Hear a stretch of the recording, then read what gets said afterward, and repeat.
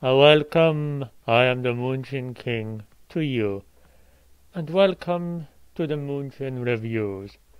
I intend to be reviewing quite a lot of comic books this year, and here I am starting with Free Comic Book Day 2016. New free adventures with 4 Doctors. Doctor Who, of course. 4 Doctors, 4 stunning new stories. I downloaded this from Amazon for free.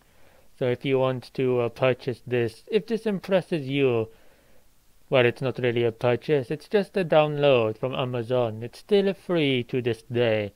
Well, the day that I downloaded it, which was not very long ago, maybe a couple of weeks.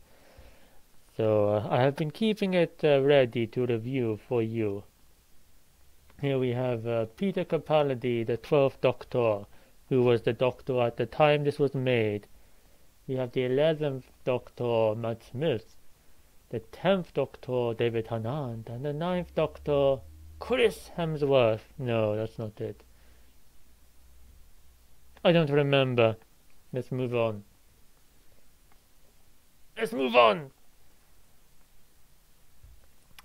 Welcome to our free comic book day Doctor Who Spectacular.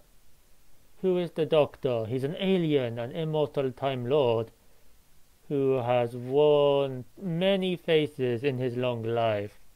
He wanders time and space in his bigger, on the inside time machine, the TARDIS. The Doctor shares his amazing life with a variety of companions, and sees the wonders of the universe anew through their eyes. Packed with 4 all-new short stories, this issue is an essential read. Whether this is the first time you've met the Doctor, or you've been a fan forever. I am a fan for sure. And as we can see, there are 4 stories.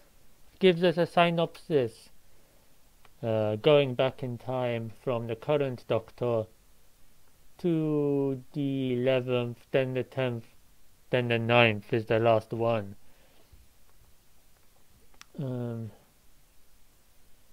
Osgood's on the phone. There's a giant robot rampaging through London. That sounds pretty Power Ranger-y to me. The 11th Doctor. This guy looks like Jack Harkness to me.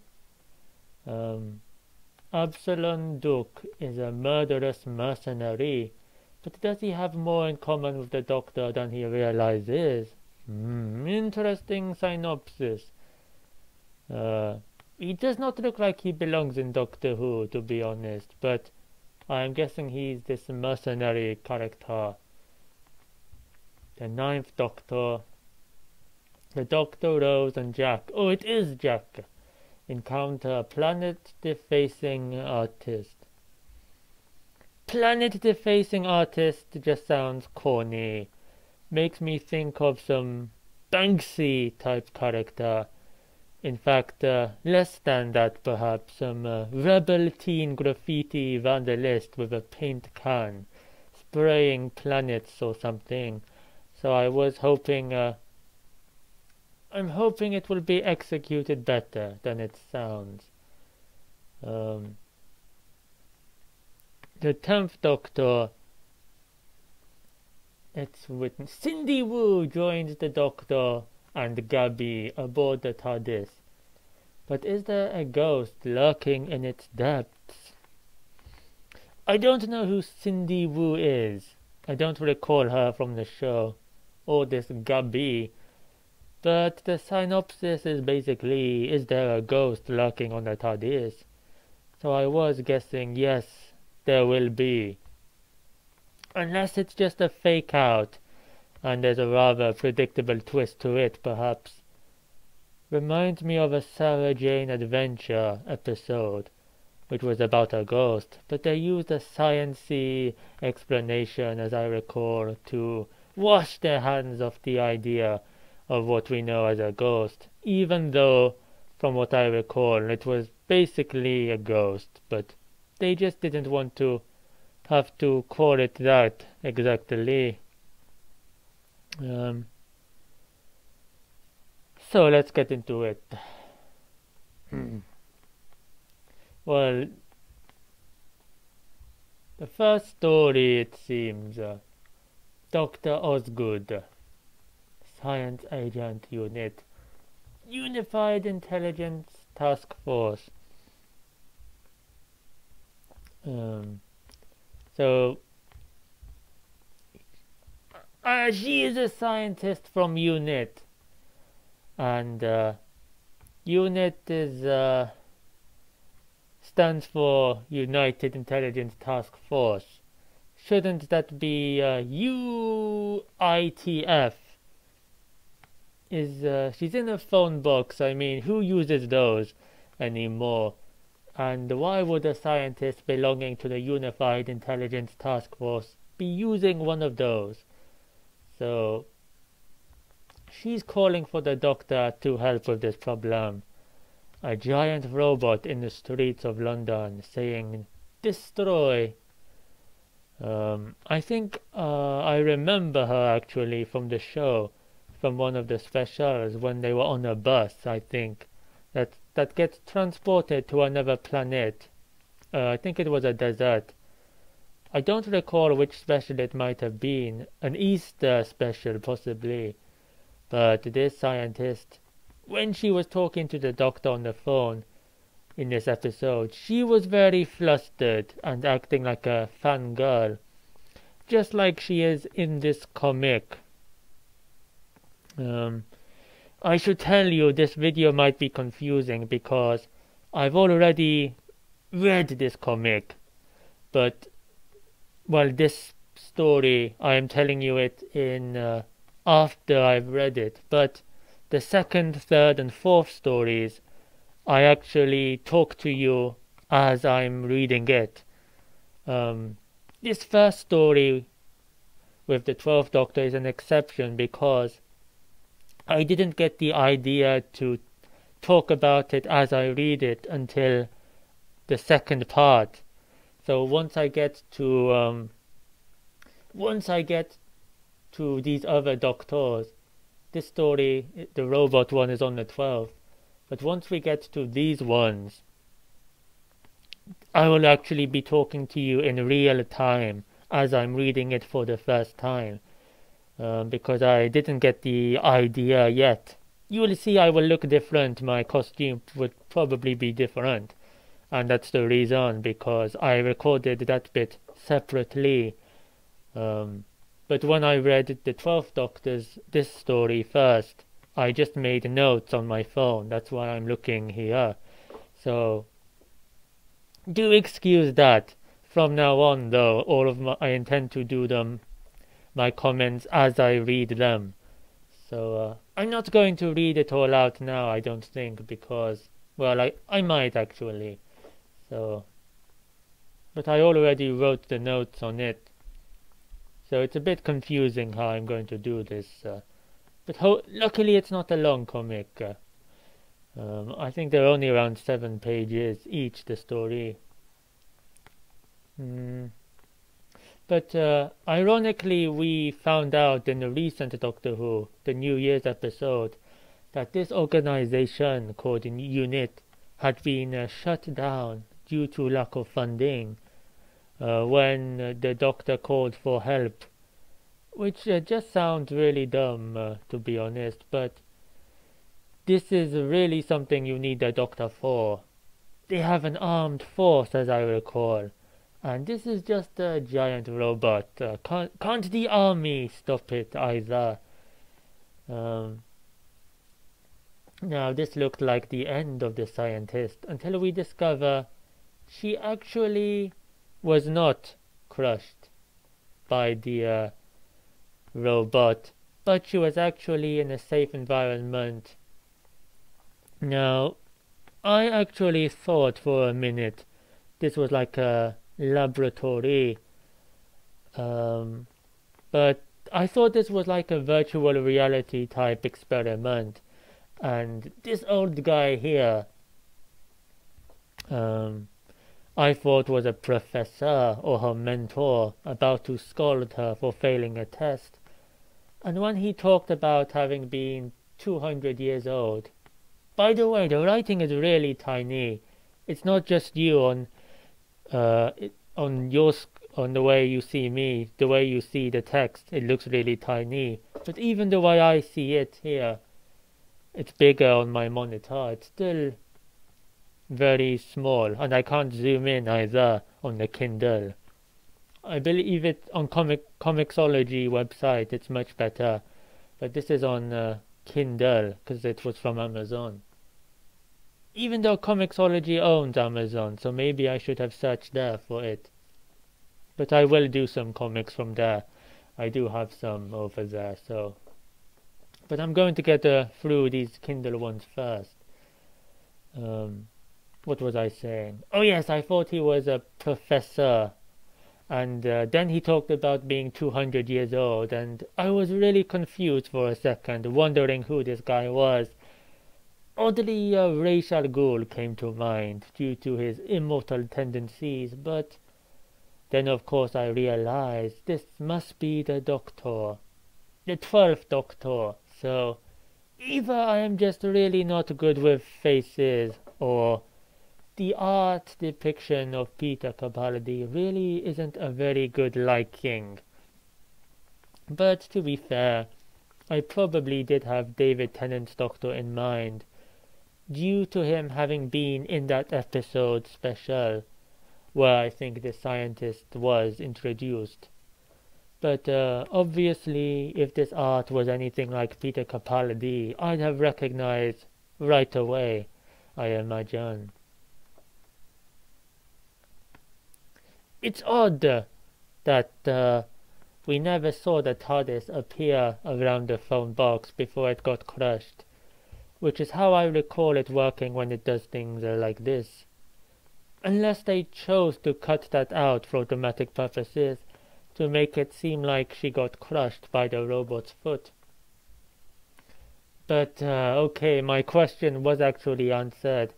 Apparently he used a time bubble to transport the scientist on board.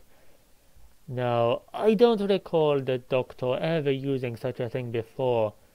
The closest I can think of is when Donna Noble was beamed on the TARDIS in her first ever episode, but that wasn't intentional on the Doctor's part.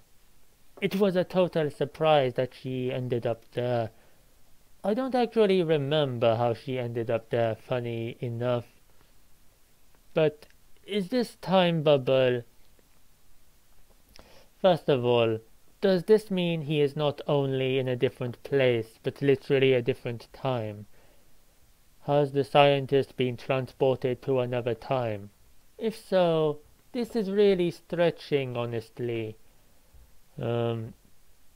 Suddenly he has the ability to send this bubble to anyone in time and space, and beam them aboard his ship. This would have surely solved many problems in the past, if it was so simple. Can he use this special ability on himself? Wherever he goes, can he just summon this time bubble and have himself magically appear aboard the TARDIS? Clearly this new Doctor was not aware of this, while she and her companions were out stranded on this lethal planet in search of the TARDIS. In the episode called The Ghost Monument from the recent series. And I'm sure countless times before it would also have been useful. Very useful to have had.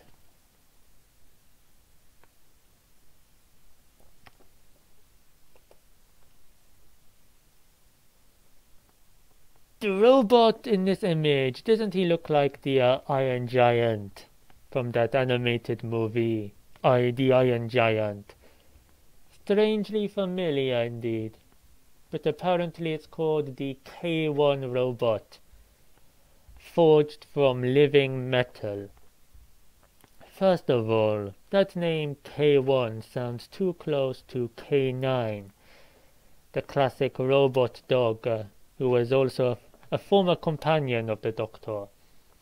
Secondly, living metal just sounds dumb. Yes, I know countless stories are about machines that are effectively alive, Terminators and AI and Cybermen, machine consciousness, etc. But to say something has been forged out of living metal, I'm not grasping that idea. Especially when it just looks like the Iron Giant, which certainly was nothing like a living metal in any special sense. Anyway, she is a massive fan for sure, because she knows that the Doctor experienced one of these robots at the start of his third regeneration. His hair and his scarf and fedora days. This is of course Tom Baker, and she points out one of her favorite looks. And Tom Baker, of course, has the hearts of many Doctor Who fans indeed. I don't know if this story was made into an episode at the time, or if they've made it up for this comic, but I don't recall ever seeing it before. So the third Doctor defeated it and gave the formula to this the formula for this living metal K1 to UNIT to keep safe, but apparently the government was dumb and told them to mess around with it again, hoping to make some money off it, thinking they could now control it with their updated technology. And clearly that didn't work out, hence the robot rampage. I'm sorry, but the Doctor really does look terrible. He reminds me in this one of what's he called? Grand Moff Tarkin from the original Star Wars, with those cheekbones that he has here. But he does not look like Peter Capaldi to me. Meanwhile, look at this havoc. The robot is just wrapping. Flesh weak, metal strong, humans inferior, K2 superior. That's what I meant by wrapping. And bothering the people on this Ferris wheel. I'm not sure why his conclusion was destroy all humans. His introduction was flesh weak, metal strong. His main body was humans inferior, K2 superior. What part of this leads you to the conclusion that you should destroy all humans? Had he never seen Return of the Jedi? How the primitive Ewoks glorified C-3PO, worshipped him as a god. What does he have against humans anyway? Why does he wish you harm? At least Ultron looked at the internet for about a minute. What's this dude's motivation? But K3's data core recognized the Doctor from his police box. Here we are.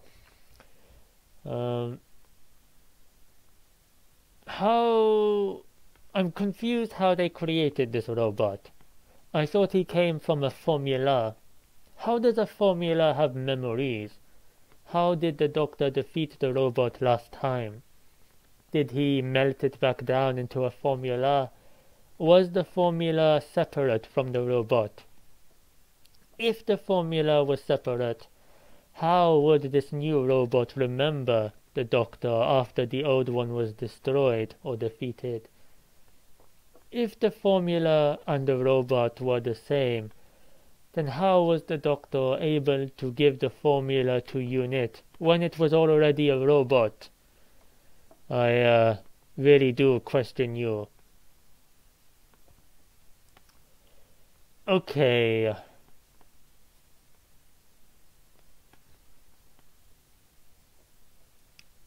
Okay, this does look silly.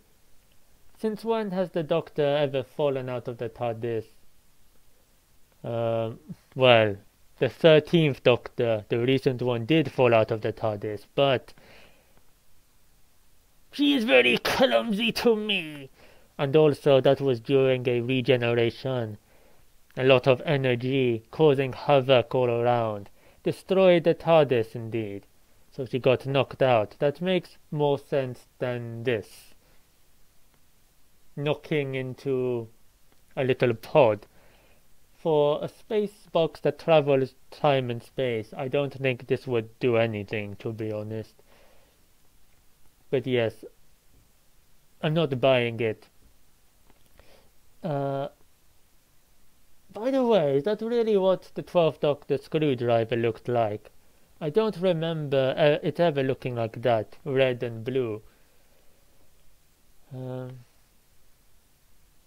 wow, it really is strong. He takes apart the robot hand with red spiraling beams emitting like a magic spell. Again, never seen that. Also pretty foolish, wouldn't you think, to dismantle the hand that is stopping you from falling 1,000 meters to your imminent death. Let's see. Oh, but not to worry. The scientist was conveniently there to whip out her scarf, to let flail in the air and hope the Doctor would be able to catch in time. Who's piloting the TARDIS anyway? How does that even work? Is it on autopilot? And of course he grabs onto it. But more amazingly is the fact that the woman is strong enough to pull him back up into the ship. I think she needs investigating personally, because I see no way that is humanly possible for her to have lifted him up with a scarf. So a pretty dumb ending. An unbelievable escape. A pretty conflated premise which makes no sense to me. They should really have just said it was a giant robot. What was all that about living metal? There was no point to it.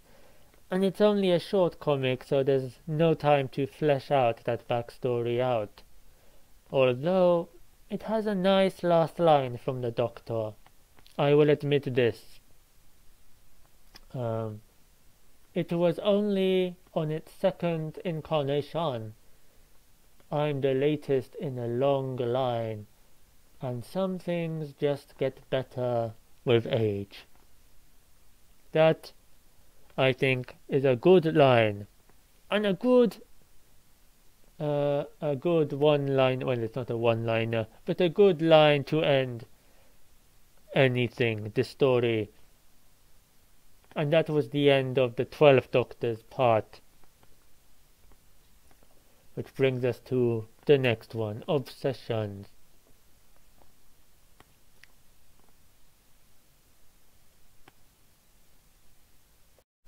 Welcome.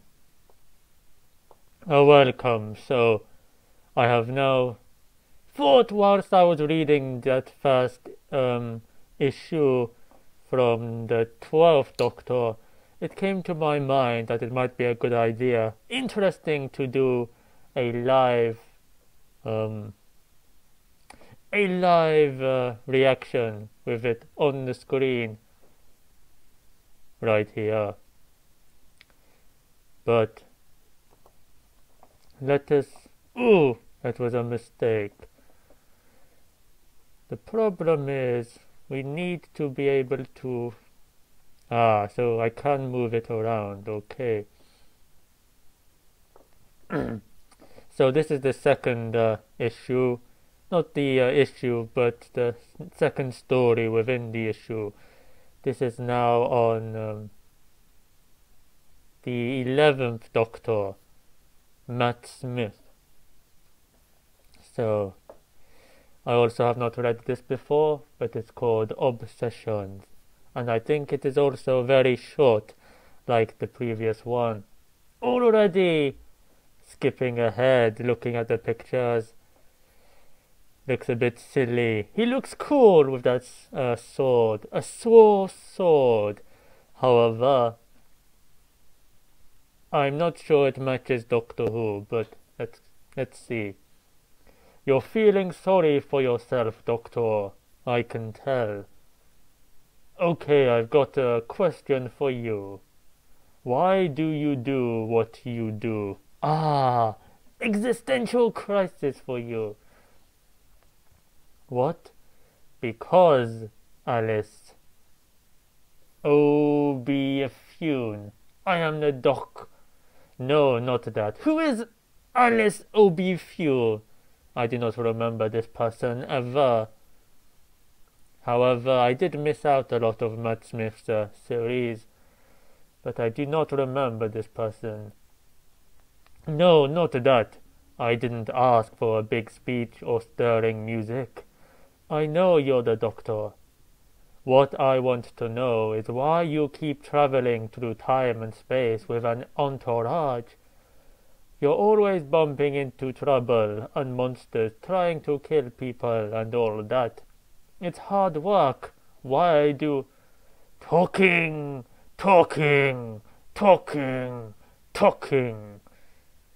Okay, that is quite a cheesy entrance. How did he just appear on the TARDIS? That should not be possible. Is he a caveman? Why does he talk like this? Less talking, more cutting, more rending, and the hitting. He should have one of those caveman baseball bats, or one of those caveman drumsticks to whack people with. This seems way too advanced for his speech. I genuinely don't know how much longer I can stand you people. All you do is blah, blah, blah. How long has he been stood there, I wonder, without them noticing? TARDIS took my wife. Since when did the TARDIS kidnap people's wives? I'm off to find her. Or maybe I'll start slicing through TARDIS walls, through TARDIS owners. Okay. How did he get there? Why is the TARDIS stealing wives?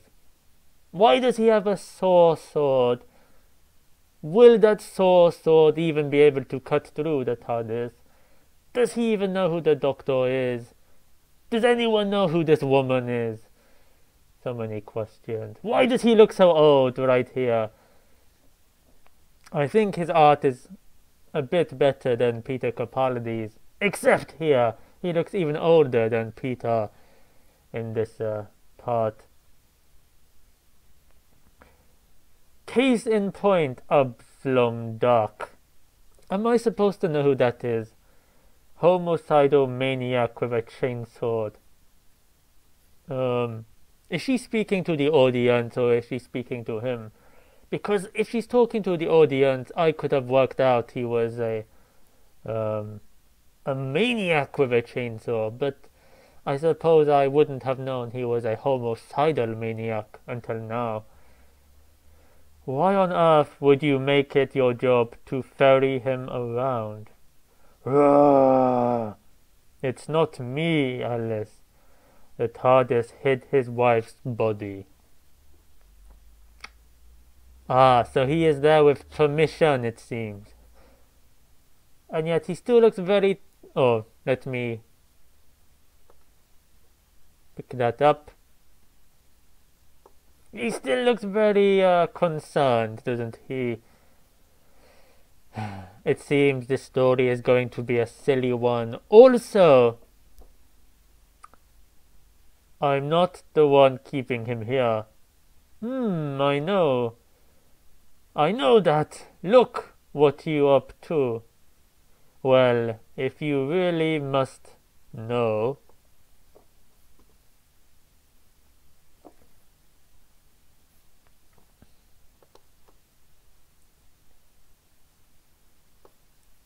The ranting loon rather reminds me of someone very dear to me. Your pet pigeon, perhaps. Myself, actually. Interesting, I did not expect it. Take my wife. Will they... Idiots! Did they think I did not have a tracer on something as precious as my wife? Dead wife. Well, at least we know he is a caring homicidal maniac. Why can the Doctor not find his wife? Why is the TARDIS not revealing his wife? How big is the TARDIS really inside? A homicidal killer who chose exile to a Dalek world as his punishment.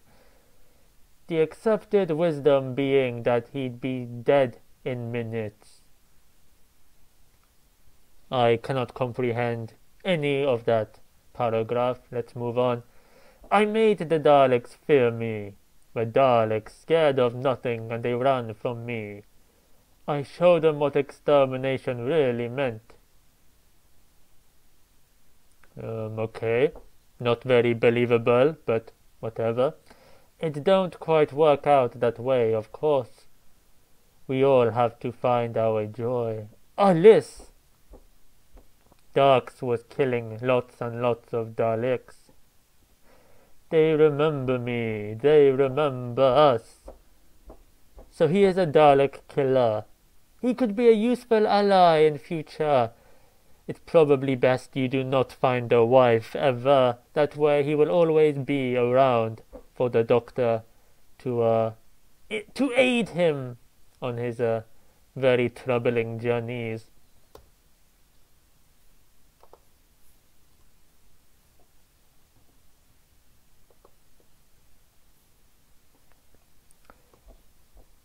You've lost me. You're not remotely like that. Not in some ways, no, but... Well, it's all about goals, Alice. Orebefuni. Who is Alice Orebefuni? Oh, I thought his wife was called Alice, but the Doctor was talking to this Alice. Tentacles. You reach a point when you've seen so much of the galaxy. Then go to another galaxy. You fool! Stupid TARDIS. Encountered so much horror that unless you have a singularity of purpose, you will simply go flapping off into chaos and insanity. Purpose is very extraordinary to me. It's all too big, you see. It's too much. I think we all rather choose our obsessions. We all rather choose our obsessions and make them into bodyguards to protect us. What a load of mumbo-jumbo! Smash every stupid blue box I ever see. I don't believe I personally have ever seen a blue box. Unless cardboard is blue today. Tayana, I think her name is. Tayana. You see, Alice, the Dark's wife, in a certain light, for a particular sort of person. She's the perfect partner. Very frozen partner. Immediately I thought of Mr. Freeze, his wife, frozen forever. I think about it. She'll never betray him, never hate him, never fall short of his expectations. She's a neatly packaged, eternally loyal means to an end. Can you explain why she is these things? Is she a robot? Has she been genetically modified? Have I missed something to you? Like a TARDIS, you mean? What does this say? Ha, well, perhaps on a superficial sort of level. Look, the point is, you can see why he's so fixated on getting her back. Well, she is his wife! You and me, Tai. Tai! I thought her name was Taeyeon. We can finally get out of here, get back to the good old days, good old ways. Blazing across the galaxy, fighting and drinking and... Yeah, that's the life. No more time snobs and goody two-shoes companions. Just, cruising, trying to raise some cash. Looking for Daleks to kill and so forth. Just the two of us. He is very sorry to you. Maybe he is giving up his old life. Doctor, you okay? Oh, yes, of course. It's just, well, this is rather the point, Alice. Obsessions are all very well to keep one going, but they're also rather nifty at bringing you to a skidding halt. Yes, I can relate to this. Unrequited passion for you. If you're going to be really clever about not being eaten by the void, not being squashed by the sheer gargantuan chaos of it all that jazz. Why is that so tiny? You got loads of space. Then you really only have two choices. 1. Why are they not helping him with his wife? What are they doing? 1. You accept that the things which keep you going are only ever temporary, and you prepare to switch obsessions like clothing. The problem with obsessions is you cannot switch them like clothing. Or 2. You make your mission so impossible, you'll never ever succeed. I think I'll go with option A. Give me new clothing, please. But then... Hey, wait! Your bum's glowing! He has a very red bottom to you. He should be careful where he puts it. Whoops! Sitting on the intercom switch again.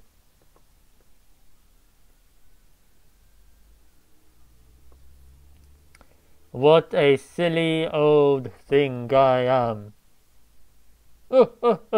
I see the joke. He has been able to hear everything they have been saying through the intercom. Since when did the TARDIS have an intercom? I swear they make things up as they go along. Next page!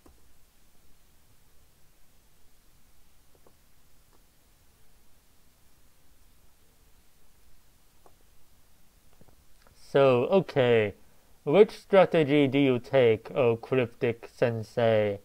The ever-changing goal of the endless mission? Well, you tell me to you. Which would you choose? Come now, my dear librarian. Well, that's all I know about her, so thank you to you for that. A doctor treats one patient at a time. In the subtle knowledge, there are always more. Not if today is the end of the world, then there are not more. For you! Both Alice Obifuani. Why does he keep using her last name when it's so silly? Maybe that's the reason. I live by both. Hey! Are you still talking? Is that all you do? I swear, the second I find my wife, I'm gonna slice this dumb box to blue ribbons and show ya how far talking really gets ya. I thought he just found his wife. Or was that a daydream? Must have been a fantasy. You didn't find her yet, then, unless he's lying, but... Ain't that obvious? You think I'd still be around if I did. But I will, damn you, and I'm staying right here till I do. Isn't the TARDIS an actual person? There was a silly story where the TARDIS was a woman in one of the episodes. Why don't they just ask her where she put this woman? Very jealous woman to me.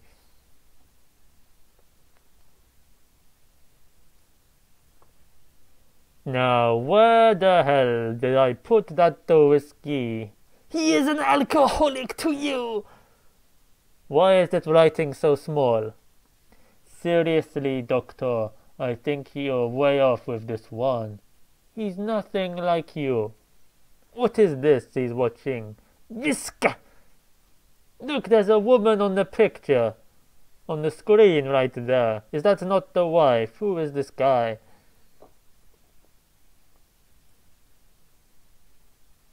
Wait!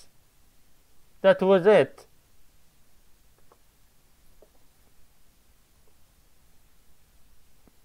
That was it. I do not know what to say about that. I don't get it. Silly concept. So it seems like the man was lying about not finding the wife. He did find the wife. I seem to be missing the message, I believe. Let's see. Look for clues. The Doctor knows he found his wife. Maybe he goes back to visit his wife quite often when he's pretending to be looking for her. And then he always comes back and says that he cannot find her.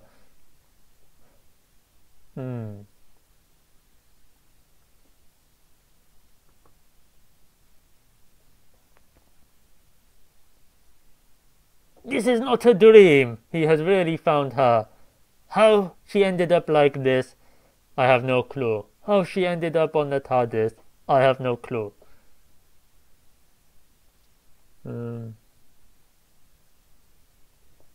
He says you've got two choices. If you're going to be really clever about not being eaten by the void, not being squashed by the sheer gargantuan chaos of it all. Two choices! One, you accept that the things which keep you going are only ever temporary, and you prepare to switch obsessions like clothing. So, as I said earlier when I first read that, this is very impossible to you. That takes a lot of effort for you. Once you are obsessed, that is all you think about. You cannot accept any other reality. And clearly then, if I am interpreting this correctly, he is not willing to let go of this obsession. Or two, you make your mission so impossible you'll never ever succeed. And obviously he is not admitting that he has found her. Why is he not admitting that he has found her? Maybe she is dead. Maybe she is dying. Maybe she cannot be how she was before.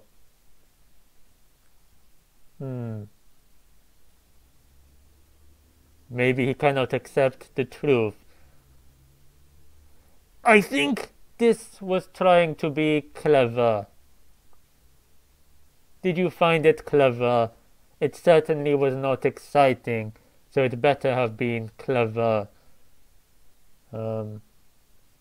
What say you? I think we will move on from I mean, it's a big shame, isn't it? They gave a cool-looking character like that with a big sword. A sword that's a saw. And we never see him use it. We never see him fight. And in the synopsis at the beginning, it said he was a mercenary. So I was expecting a bit of action, but no, nothing. Just a man looking for his wife on the TARDIS for some reason. And it looks like he was lying about never finding his wife. For some reason. That's it. Move on. Here we have the 10th Doctor. You know, I think I preferred the 12th Doctor's story. Even though that was silly. I don't know. I would like to hear your interpretation of this, whatever this was. And maybe I would appreciate it more. But, I am very senile, so do forgive me. Lady of the Blue. Oh, now we have a Lady of the Blue box, alright. I hope it's not the same lady. Well, actually, maybe I do. It might bring me greater sense. But I don't think it is. These stories seem to be separate. Doctor, this place is haunted. No such thing as ghosts. Here we have David Tennant's Doctor. He looks much better than the last two, I would say. I think he's the best drawn one so far. I don't know what's wrong with her face, though. Why? I don't know. What is up with that face? No such thing as ghosts. I knew he would say this.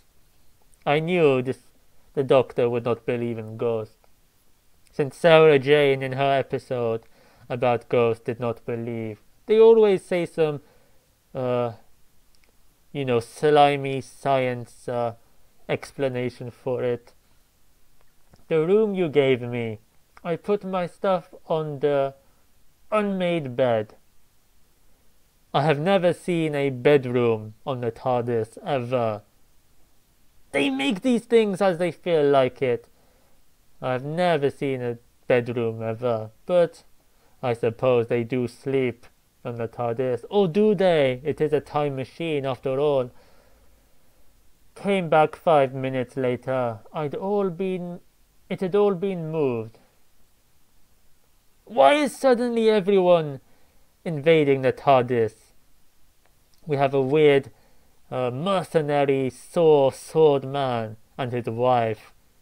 And now we have a ghost for no reason. And who are these companions? I don't know who she is. And the bed was made. Good room service. That's a bad thing. Why? It means there's someone else in here with us. Does it really? Look around you. You're in a TARDIS. It's practically magical. And you don't believe the TARDIS could make your bed for you. Extraordinary thoughts these people have. You are not logical for you. Correcto mundo. Her name is Gabi. Gabi. Not what I meant, and you know it. Who's Gabi? Thought you'd give me the grand tour of the TARDIS. I want to see all of it. I would like to see how big this place is also. Or do they make that up along as they go? You can't. It's virtually infinite. Sure, it's infinite. Why would you ever leave if it was infinite? There might be quite a few stowaways on board. They might have been there for hundreds of years and he never knew. Some squatters, perhaps. Squatters' rights will rule you, Doctor. Either it's infinite or it isn't. Science Babi, which is it? Who is this? Is that Gabi? Semantics, hun. You won't get any sense out of him. He's rigging up a new device to detect spatial ice cream cones or something. What is a spatial ice cream cone? That sounds not interesting at all. Who are these creepy women? That's the gizmo for our Anubis problem, Doctor. I would not recommend getting in trouble with the Egyptians. Not at all. They will mummify you. Yup, new rift detector. A rift detector? What's that got to do with ice cream cones? Would you explain to Cindy how shipboard life works? Need a little quiet time. Then maybe he should not be bringing creepy girls with him. Ha, there's something I thought I'd never hear. Why is she so grumpy? Is she from Earth? She's not very appreciative of this journey. And don't call me Bobby. Buster and Dude are also banned. You can't ban self-expression, Doc Dude. Ooh, how do you cope? Uck, who's Uck? The two of you are alike in so many ways. This is the central hub. This is a cool image, but I've no clue what it means. Things kinda spiral out from here. I'll show you the corners, I know. Those I can find. I hope the Doctor gave them a map to navigate. If it's virtually infinite, then I do have my concerns about two people wandering around in these virtually infinite woods, so to speak. You might get very lost on your way. What was that? Gubs! I saw something move. Does anyone else live in this place? No. Tell me how she can say no with such surety, such certainty. Virtually infinite. It's like me saying, no, there are no alien life in this universe. There is only life on Earth. How do I know this? I don't, is the answer. Then it's the ghost. Which ghost? How do you know there's one ghost? No such thing. Of course, this deep in the TARDIS there are echoes of the Doctor's former selves, so he says. Ayy! And why is she so sure there's no ghost? This is a TARDIS! If they are from Earth, present day, they must... Well, 2006, they must be very well aware that anything could be possible, surely. So should the Doctor, in fact. It's easier if I show you the portraits in the art gallery. The Doctor has an art gallery. Okay. Why not? With pictures of himself. Portraits. I wonder who did these. I wonder if it was a famous artist, Leonardo da Vinci, or perhaps Picasso.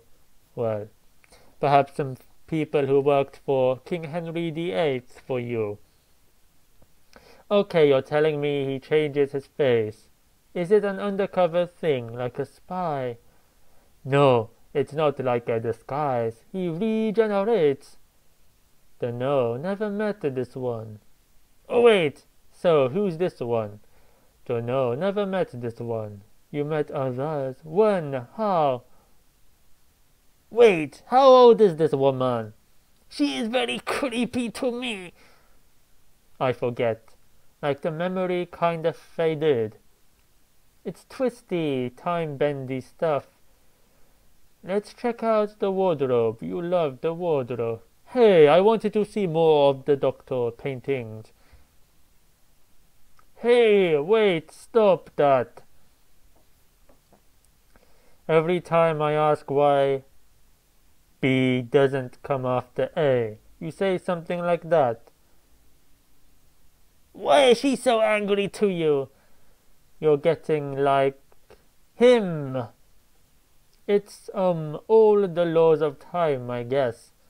I don't pretend to understand, but honestly, you do get used to it. Do get used to it. I think that says, there it is again. Wah!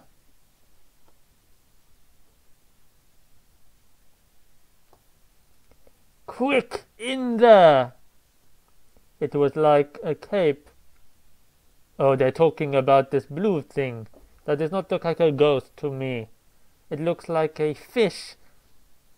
It was like a cape, a giant blue shroud. Actually, this reminds me of those creepy blankets in Jodie Whittaker's series. The recent series, there was creepy blankets on that planet. I believe the episode was called The Ghost Monument. And they were like snakes, these blankets. And they also flew around like this. But they were brown.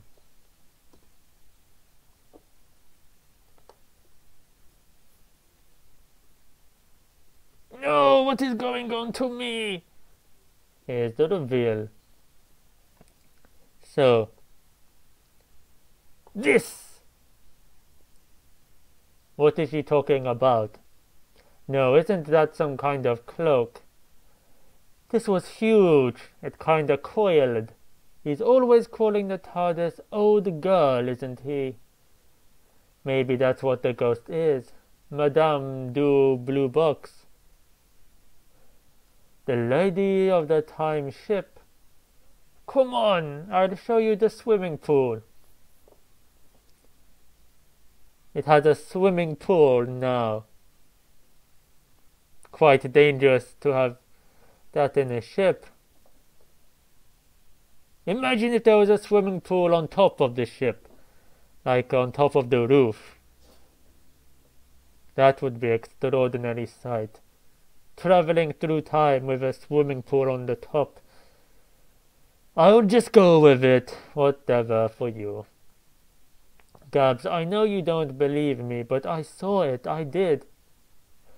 Always make sure your pockets are empty when using the laundromat.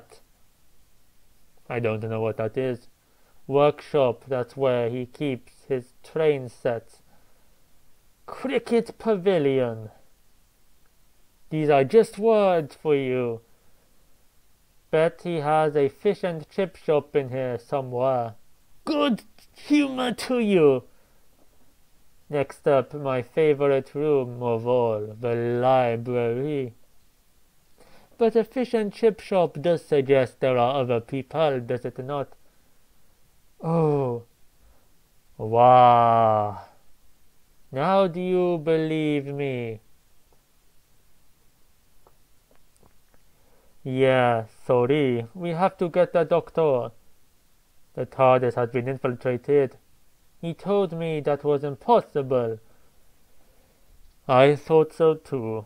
But I'm not really seeing anything. Are they talking about these scribbles? That does not look like any ghost to me, or any sentient being at all, in fact. What wild imaginations these creepy women have. Ah, now this looks something a little more like it. Not a ghost, I have you, but something like the Eye of Sauron, with a body, and blue. It's sucking us in! Then run away, 'cause I can't see you being sucked in at all. It's like a tornado, isn't it? Doctor, doctor, help! Yes, oh, there you both are. How did he get there so quickly? I wonder if he has some trapdoors to every room. Maybe a glass elevator, like Willy Wonka. Doctor, what are you doing in there? Wow! I cannot work out what's going on here. Are they falling through the wall? No, oh, I see. This is an internal dimensional conduit. Other end must have manifested near you. I'm in the console room. Been fooling with the architectural configuration system, channeling power from it into this new gizmo. That's just a side effect, nothing to worry about. What is she holding here? She is holding very tight to you. This madhouse is still haunted. Now my whole room is gone. It's a pity we never saw this valuable room. No, it's not. The TARDIS, she tidies up sometimes, moves rooms around. Exactamundo. She probably made your bed earlier. Both of you talk about the TARDIS like it's alive. She is. Fear not, I'll find out where she moved your bedroom. Oopsie! I may accidentally have deleted that room while I was converting power from the architectural configuration system earlier. He looks very, guilty to you. What? She looks very creepy to me. Saving the universe, I'm there, but this one... Sorry, Doctor. You're on your own. Oh, Doctor! So... Whoop, whoop, whoop, whoop, whoop. And I'm guessing that's the end of that. Who are these creepy girls? They seem quite young. Has the Doctor ever travelled with two women before? I wonder to you. You tell me to you. So there was no ghost. It was basically what I said earlier. The TARDIS, she doesn't believe that something like the TARDIS could have the capability of having its own little maid or sciencey stuff that does things for you without you noticing. Very creepy technology. If that's even what it is in this matter. But not really any twist involved. Nothing very clever. Nothing very exciting. But you know, I'd probably put it above the last one. Probably, since it seems like a little more like an adventure. But that's not really saying much. Okay, let's go on to the last one. The Ninth Doctor. That looks like Rose and Jack to me. It is called Hacked. Okay, at least they are finally outside. Well, actually, the first story was outside a little bit, but they are on the ground, so that's good to see. Could this be England, Scotland, Wales? Here we are, Rose. The Eye of the No, it's the Eye of the Orient, apparently. It doesn't look very interesting, does it? You love it. The most tranquil place in the universe. It's... Why does it have a castle? A battle fortification right there. I can think of more peaceful places on Earth, to be honest. Well, looking, anyway. A bit dull. Exactly my thoughts, Rose. Yeah, now you come to mention it. Just don't remember it looking so much like whales. See, I have not even read this part. And I said whales, didn't I? I have a very extraordinary mind to you. I must say, Jack looks very different in this picture and this picture. For one, his hair, that little bit of hair, is not down on that end, but I was thinking more of his actual face and the lines. But look at this temple. This is a bit more interesting. At least I'm assuming it's a temple and not someone's back door. So what? That is definitely not supposed to be there. And the fact it's appearing out of thin air, also not supposed to be happening. You know, I have not watched an episode of Christopher Ecclestone's Doctor, this Doctor, for a very long time. This reminds me of Avatar. This actually came out before Avatar. This issue is 2006.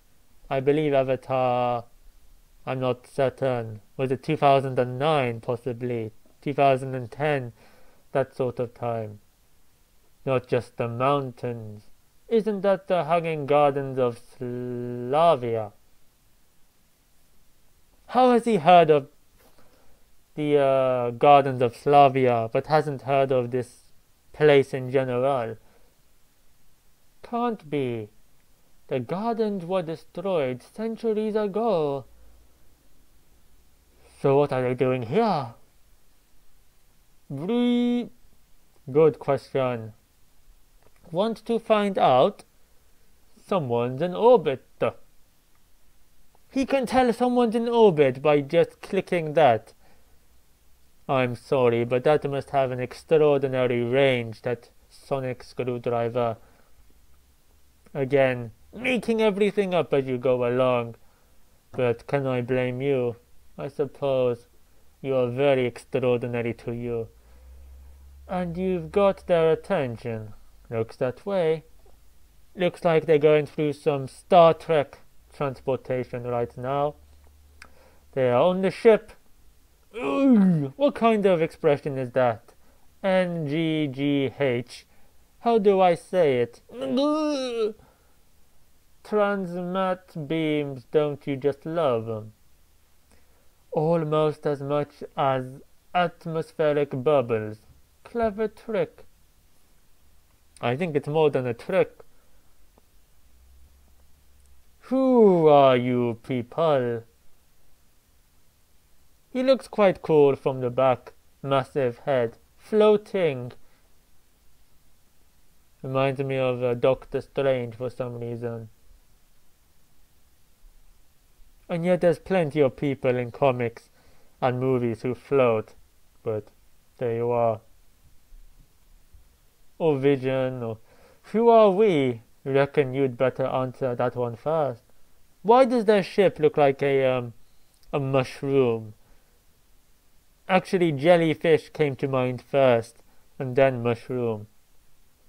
Or perhaps a cauliflower, or broccoli, a golden broccoli.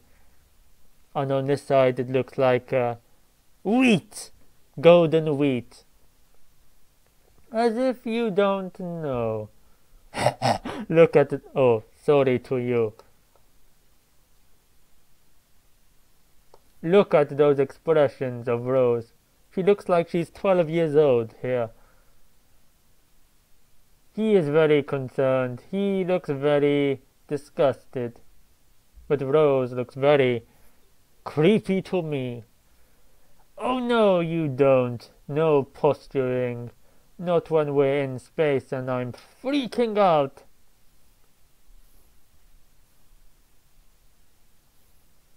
Reckon I can help there. According to the local news net, he's Tagani. The local news net. Again, making things up as we go along. I have not once ever heard of a local news net. in Doctor Who, but okay. Tagani. I suppose there might have been one at some point. It makes sense, I guess. Wanted in 9 systems. But if he is on the news, then why are people not here to sort him out already? With a bounty on his head bigger than most global economies. And who is paying for this bounty, I wonder? You're joking! He's Tagani! Fantastic! That was a catchphrase of this Doctor for sure. He always said fantastic. Very optimistic to me.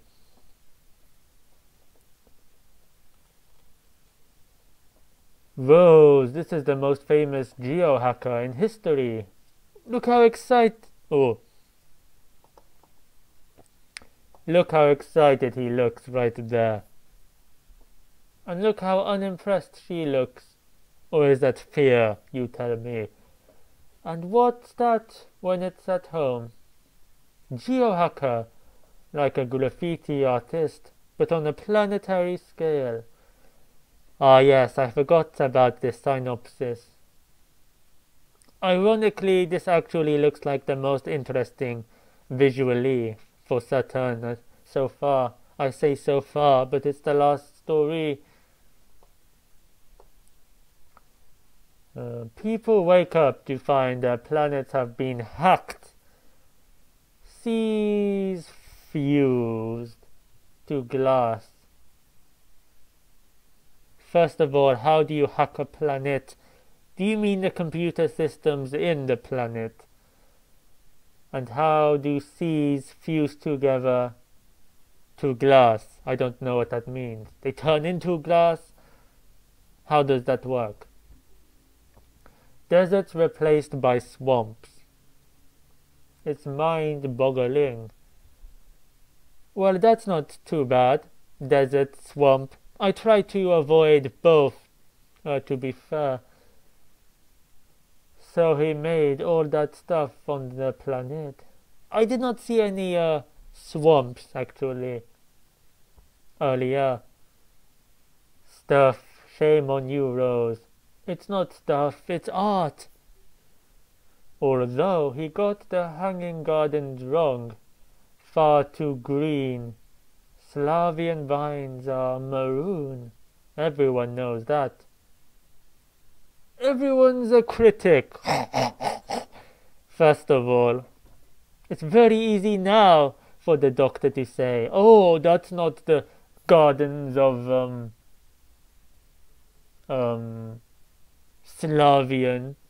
Slavian gardens. He was very convinced earlier those were the gardens, as were Jack. I didn't hear anyone mention maroon or too green earlier. Look, you upset him, secondly. He just wants to create fine art for the universe, and all you do is put him down. This is why you shouldn't bother. This is why you should not succeed. A generation of aspiring artists have been discouraged by the Doctor's actions today or night. Whatever. Not me. Well, not at first. Not until Compra. An entire world overrun by Ajurian creepers. Everyone died. How has this guy not been stopped? How has this guy got so much power? What is his race? How did he get into this practice? Who was his artistic inspirations growing up? And why has he not been arrested? That's very important. Does anyone get arrested in the universe? Or do they just die? And I'm not a fan of stories that end like that. It was a message, don't you see? All the worlds out there, like Compra, building their little empires, fighting their little wars. This reminds me of a certain planet I have lived in for quite a while now. The name escapes me. Rumble! Okay, how does he do this? They need reminding that the universe can't be remade in their image. Okay, that's just weird. Or anyone else's for that matter. Rumble! So, has he actually done this to planets? What are we seeing here? Is this planet up there? Why are we seeing this image? And why are we seeing a separate image here? Is the planet going around that fast, or the moon? Is it going around that quickly that it spins around and we get to see the other side? I'm not certain what's going on. That's my first question. My second question, how does he do this? Third question, this is nothing like what we saw here. This is about turning into swamps and Argurian creepers. First of all, they sound completely different. Swamps sound completely different to, hacking, like you said earlier. What does this hacking business mean? I don't get it. What about this is hacking to you? I wonder. And the swamp stuff sounds completely different to graffitiing the surface, what it looks like. This is what I had in mind when I read the synopsis. Sort of more like that. Well, I had the idea of spray cans and desecrating the surface of planets with colors. Well, I say the surface, what I mean is from outside looking in, it looks like the surface. So here he's drawing pictures on the planet. That's completely different to hacking, and that's completely different to swamps and those critters. So, and he is a man or a woman of many talents, indeed. I guess he is into all different kinds of art, not just the one he specializes in. So, now that's what I call a facelift. That's what I call a planet lift, actually.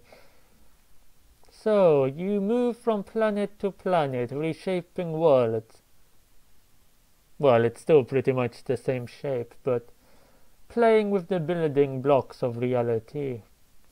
I would be very afraid in front of this guy. If he can do this to a planet, who knows what he can do to your face? I show them how easily things can change, how nothing remains as it is. Well, we didn't need your help for that, thank you very much. You die one day, probably. Using that thing, an Azarian world shaper. I thought they were all destroyed millennia ago, along with the maniacs who built them. Who built them, I wonder? Time Lords? Another weapon from the Time War.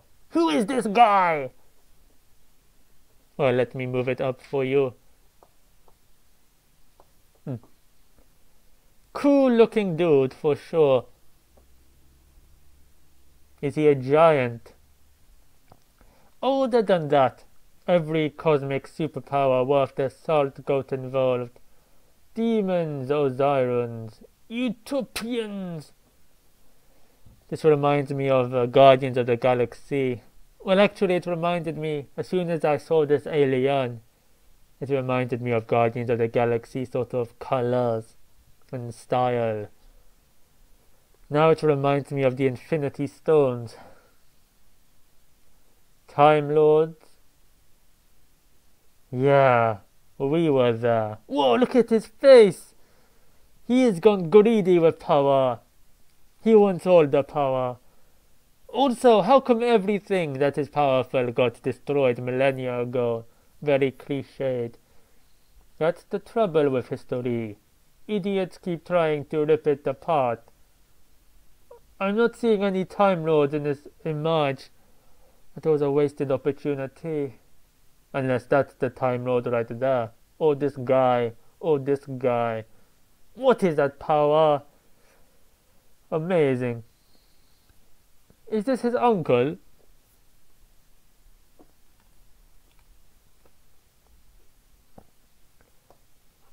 Ah! Oh, sorry. No! He is zapping the Doctor for sure.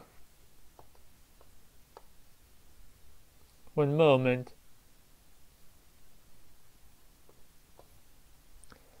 The Time Lords, but that makes you Doctor.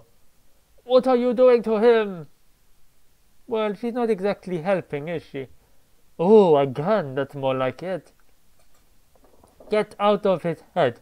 Oh, that's what he's doing. I thought he was electrocuting him or something. Of course, the Doctor of Florin... Who's Florin? Florin's word. The Time Lord who put his mind up for sale. What? I don't understand. It was worth a try. Now he's zapping the mind of his gun. As if I would allow a gun to be fired here. All those memories, all that history, worlds that the universe has forgotten.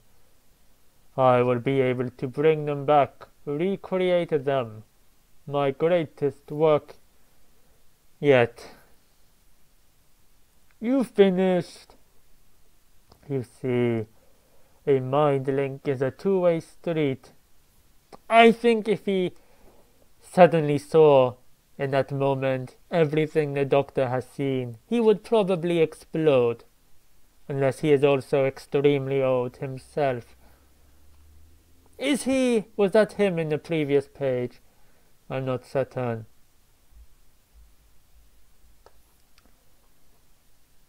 And me.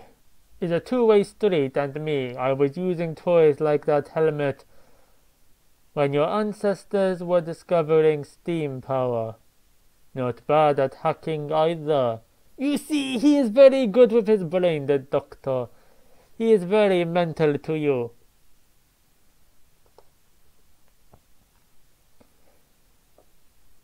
For some reason this comic seems longer for sure. But maybe there's just more to it. It's amazing what you can find when you root around in someone's brain. Like their real identity, a failed art historian. Ah, some answers for you. Expelled from the Braxiatel collection for not being able to spot a forgery. Classy. This reminds me of like a Batman villain. Of course the graffiti villain was going to be a failed art historian. What does this say?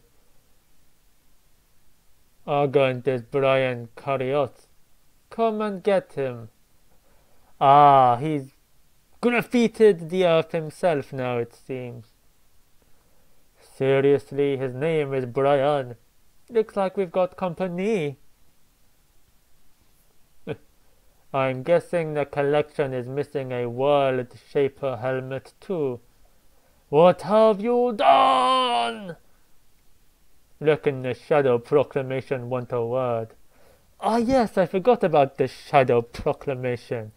I wonder what happened to those guys. These are the Jadoon coming, are they? Oh, and I wouldn't try reality warping those ships. I've turned the helmet safety back on. All except the transmat. No, please! And that's it. We just leave him to whoever was in those ships. The Jadoon. For those who don't know, the Jadoon are supposed to be these galactic space police. And they look like rhinos. and they hardly ever do anything as far as I'm aware. But they showed up for this story's sake, so there you are. They were in the first ever episode of Martha's episode with David Tennant. The Jadoon, and why not? The helmet won't work anymore. Job done. But the Doctor, Jack's face is still on the side of a moon. Hey, you heard. The man. It's not stuff. It's art. And while I admit I don't know much about art. Let's see. I know what I like.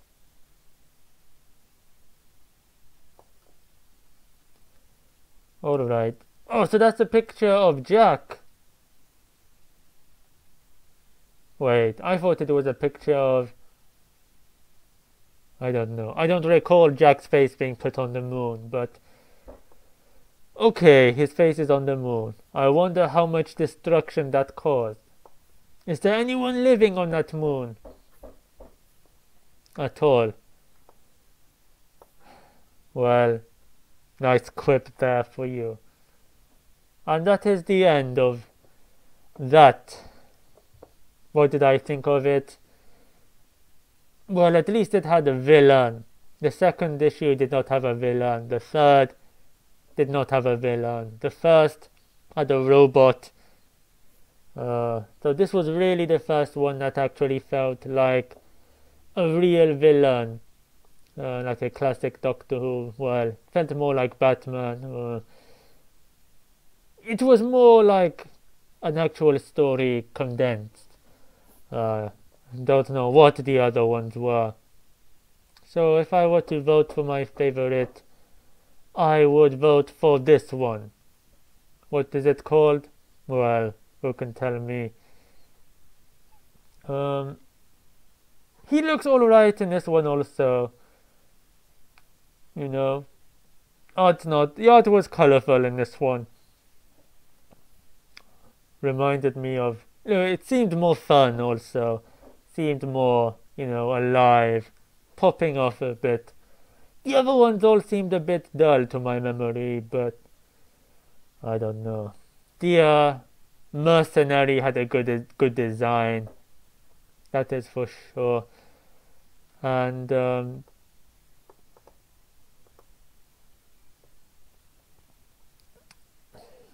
but overall, not great quality, in my opinion. Not great stories. These were all free, however. I did not pay for them, and they originally were free also, I believe. So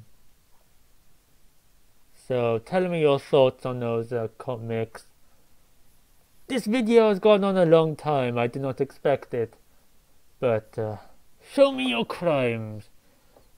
And remember, jump on that subscribe button if you would like to eat the cheese. Farewell, my Munchins. Take care, my Munchins. Ah!